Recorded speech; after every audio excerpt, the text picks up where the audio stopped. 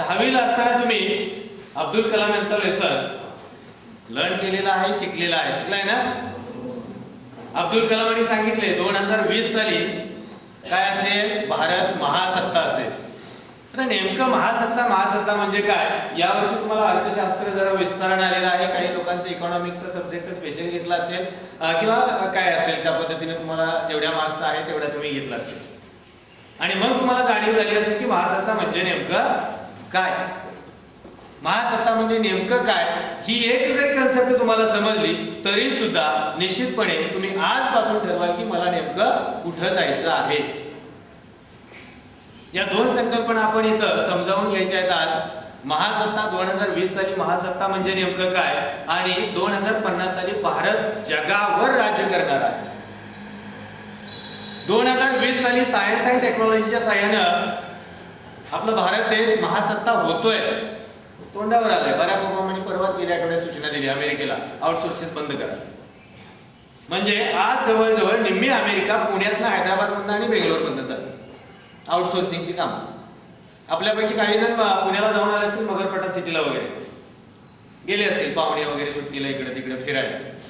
ठीक आहे, पण नाव तरी ऐकून आहे. तर तिथं एवढे टॉवर्स आहेत की जिथून निम्मी अमेरिका चालते. बेंगलोरचा तर प्रश्नच नाही. बेंगलोर आयटी सिटी झालेला आहे, हैदराबाद आयटी सिटी झालेला आहे, पुणे होत आहे. तर याच्याद्वारे 2020 साली निश्चितपणे आपला भारत देश महासत्ता असणार आहे आणि महासत्ता आणि भांडवलशाहीचं युद्ध सुरुवात झाली किंवा तिथं सेटलमेंट झालं तर आपल्याला माहिती आहे माणसाला खुमखुमी येते. पैसे आले की काय होतं, खुमखुमी येते की नाही. आता झालेली आहे बऱ्याच जण. अमेरिका एक नंबर, सारखं भांडणाशिवाय त्यांना काही सुचत नाही. आणि जगात 2020 सालानंतर निश्चितपणे भारत ज्यावेळेला महासत्ता होतोय त्यावेळेला इतर देशही त्याबरोबर असणार आहेत. चीन सारखा देश असणार आहे, रशियाचा विकास होतोय आणि सगळ्यांकडे पैसे येणार आहेत. पैसे आलं म्हटलं की जरा मजा येते भांडण करायला, है की नाही. आणि मग ही भांडणं लागल्यानंतर मिटवायचे कोणी? तर ज्या देशामध्ये संस्कृती आहे तोच देश हे करू शकणार आहे, त्याच देशाकडे नेतृत्व येणार आहे आणि पुन्हा एकदा एखादा महात्मा गांधी आपल्याकडून निर्माण होणार आहे. आणि ते काम तुम्ही आम्ही करायचं आहे. त्यावेळेला तुमचं वय असणार आहे 50 वर्ष, घाबरू नका. तुम्ही म्हणाला आम्हाला कोण महात्मा गांधी म्हणजे, पण आपल्यातला एक महात्मा गांधी होऊन जगाला काय करणार आहे, उपदेश करणार आहे आणि थांबा शांत बसा म्हणणार आहे आणि तुमचं ऐकणार आहे जग. तेवढे पंथ, तेवढं व्यक्तिमत्व विकासाचे शिबिर असतील किंवा तेवढं धार्मिक प्रसार असेल किंवा समाधानी असो तर निश्चितपणे मी तुम्हाला म्हटलं की काही जण कंटाळणार आहेत मला, काही जण माझं ऐकून येणार आहे, काही जण सहन करणार आहेत. समाधान झालं तर निश्चितपणे तुम्ही मला सहन करणार आहे की नाही झालं तर निश्चितपणे मला म्हणणार सर आता कंटाळा आलाय, आम्ही टाळ्या वाजवतो. तर निश्चितपणे अभ्यासामध्ये सुद्धा प्रगती होते. बघा तुम्ही गेल्या वर्षीची मार्क्स 10वी पर्यंत असणारी मार्क्स आणि आताची मार्क्स. काही लोकांना सायन्स आणि मॅथ्स सारखे सब्जेक्ट अजिबात आवडत नव्हते पण मजबूरच त्यांनी घेतले होते. पर्याय नव्हता, ऑप्शनल नव्हतं तिथं. पण या वर्षी मात्र तुमच्या आवडीचे सब्जेक्ट मिळाले. निश्चितपणे 11वीत तुमची प्रगती झाली असणार आहे.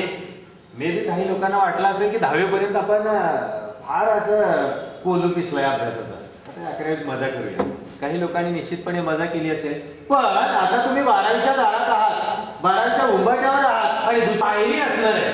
तुमचं साध्य असणार आहे का? नाही. काही लोकांनी आपलं साध्य ठरवलंही असेल. आपल्याकडे इकडं भारत देशामध्ये किंवा आणखी भारत देशामध्ये काही राज्य आहेत, स्टँडर्ड आहेत, गुजरात सारखे राज्य. पण कोणाचं काकांचा फोन येतो 12वी झाल्यानंतर एवढी मार्क्स मिळालेली आहेत किंवा 10वी नंतर एवढी मार्क्स मिळालेली आहेत, काय करतोय तर तुम्ही सांगाल ते करतो. काका म्हणतात आता बघ कसं तरी ग्रॅज्युएशन पूर्ण कर मग बघूया पुढे नोकरीचं वगैरे. मी बघतो रे तुझ्या नोकरीचं ग्रॅज्युएशन झाल्यावर. आणि ग्रॅज्युएशन झाल्यानंतर काका म्हणतो आता ग्रॅज्युएशनला काय राहिलेलं नाही, आता पोस्ट ग्रॅज्युएशन कर. मग बघतो माझ्याकडे तुझी जबाबदारी आहे, एवढं पोस्ट ग्रॅज्युएशन पूर्ण कर आणि मग पुन्हा इंटर्नशिप अमकं ते करत राहतात आणि अगदी 30 वर्षापर्यंत.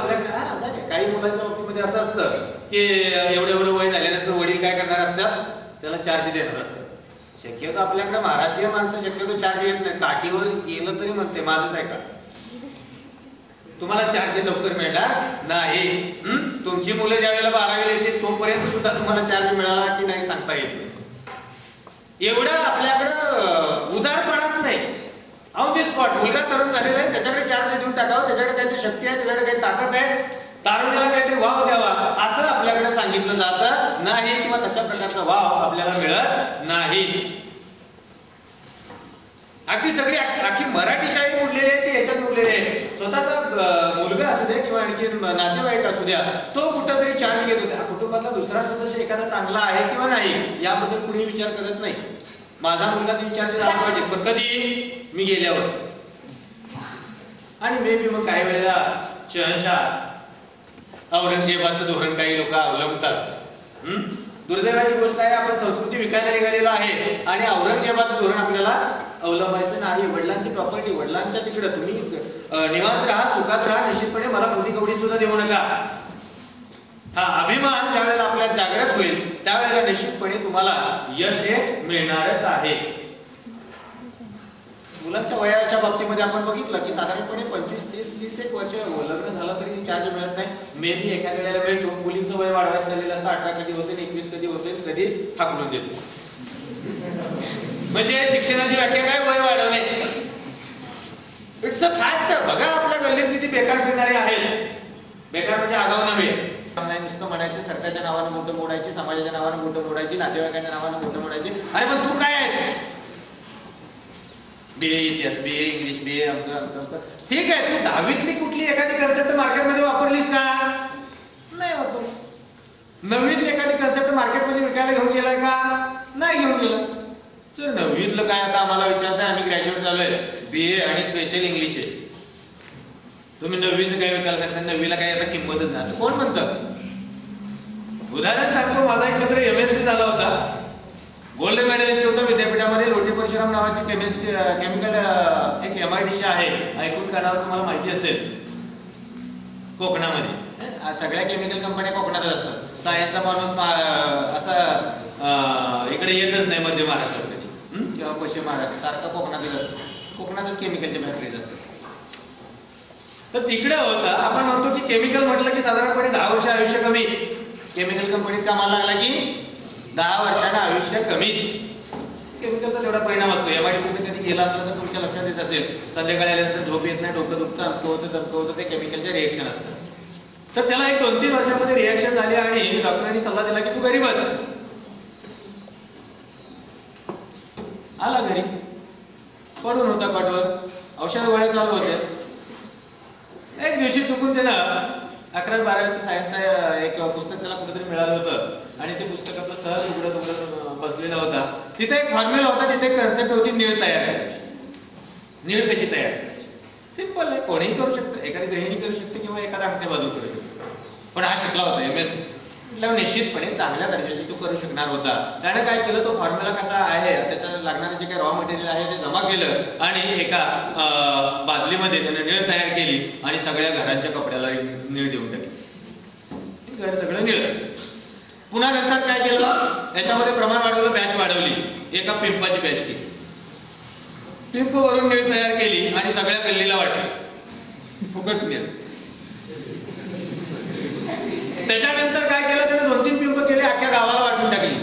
बघा रे रिझल्ट काय, तुम्हाला काय वाटतं या नीळमध्ये काय फरक असावा?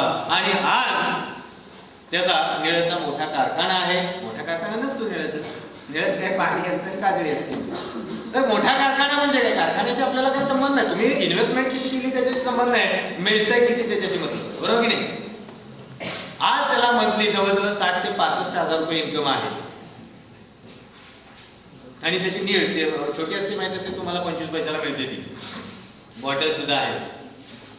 तर त्याचा मार्केटिंग ला अजून त्याने काही वाव दिलेला नाही, स्वतः सगळं मार्केटिंग वगैरे करतो, पण 60-65,000 रुपये सहज महिन्याला मिळतात. फॉर्म्युला कुठला? 11वी-12वीचा वापरला कधी? MSc गोल्ड मेडलिस्ट झाल्यानंतर. काय उपयोग आहे? पुढचं शिक्षण त्याने घेतलं, घेऊ नका असं मला म्हणायचं नाही, पण जे काय शिकताय ते मार्केटमध्ये किती वापरताय ते महत्वाचं. तुम्ही 11वीला काय शिकला, 9वीला काय शिकला, 10वीला काय शिकला, 7वीला काय शिकला आणि वापरलं किती? शिवाजी महाराजांनी 4थीत असताना तुम्ही, शिवाजी महाराज 4थी गेले का? शिवाजी महाराजांनी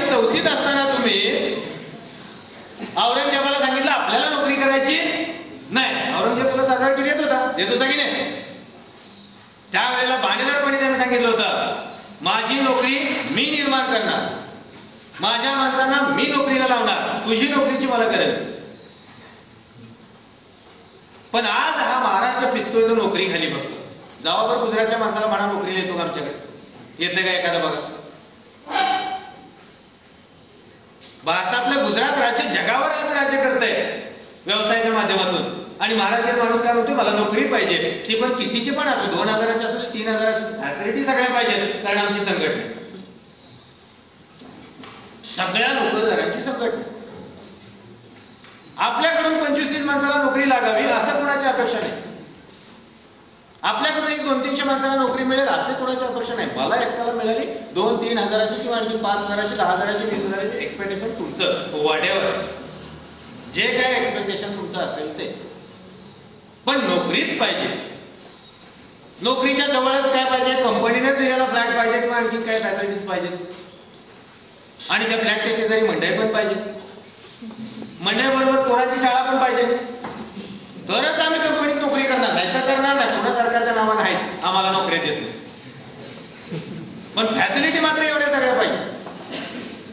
आणखी दुसरी गोष्ट त्यात भर म्हणून आमच्या नातेवाईकांच्या आजूबाजूला तुम्ही काय करा, आम्हाला राहायला जागा द्या.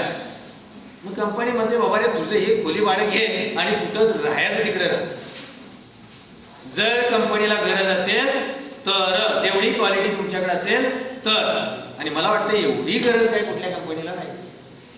काय आहे, निश्चितपणे काही लोकांच्या बाबतीमध्ये असते की काही लोक कंपनीला पाहिजेच असतात, त्यांना जे त्या फॅसिलिटीज दिल्या जातात. आता कंपनी हा विषय म्हटलं की आर्ट साइड सोडूनच नाही का, आर्ट साइडला कंपनीत म्हटलं की वर्करच, थोडासा वर्करच असतो, असा तुमचा गैरसमज आहे. जग बदलतंय, मार्केट बदलतंय. जुनी 30 पुस्तकं पुन्हा पुन्हा वाचण्यापेक्षा बाहेर काय चाललंय बघा. प्रत्येक पेपरमध्ये अर्थविश्व येतं किंवा आणखीन आपल्या आजूबाजूला सुद्धा अर्थविश्व चालू झालेलं आहे. गेल्या 2 वर्षांमध्ये सातारमध्ये सुद्धा मोठ्या प्रमाणात फरक पडलेला आहे. हॉस्पिटलमध्ये नोकरी मिळते डॉक्टरला पण आणि आर्ट साइडच्या माणसाला. कशी काय मिळते? आता कुठल्याही सेक्टरमध्ये जा, कुठल्याही कंपनीच्या ठिकाणी जा, जनसंपर्क अधिकारी नावाचे पद असतं.